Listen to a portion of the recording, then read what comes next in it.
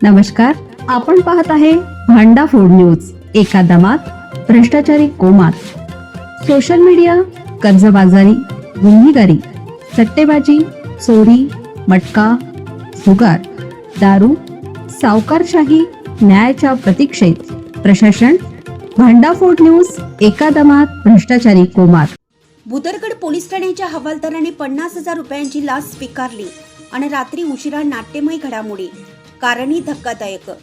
Bhudargad police ठाण्यातील police हवालदार सुभाष चौगुले यांच्यासह त्यांचा पंटर मुस्ताक शेख यांना 50,000 रुपयांची लाच स्वीकारताना लाचलुचपत प्रतिबंधक विभागाने रंगेहात पकडलं. याबाबत अधिक माहिती अशी की पाटगाव येथील मौनी सागर जलाशयात बुडालेली गाडी परत मिळवून देण्यासाठी पोलीस हवालदार सुभाष चौगुले यांनी संबंधित तक्रारदाराकडे 50,000 रुपयांची लाच मागितली होती. याबाबत तक्रारदाराने लाचलुचपत प्रतिबंधक विभागाकडे तक्रार दाखल केली. त्यानुसार लाचलुचपत प्रतिबंधक विभागाने सापळा रचत सोनाळी येथील महसूल भवनासमोर ही कारवाई केली. पंटर मुस्ताक शेख यांनी तक्रारदाराकडे 1 लाखाची मागणी केली होती.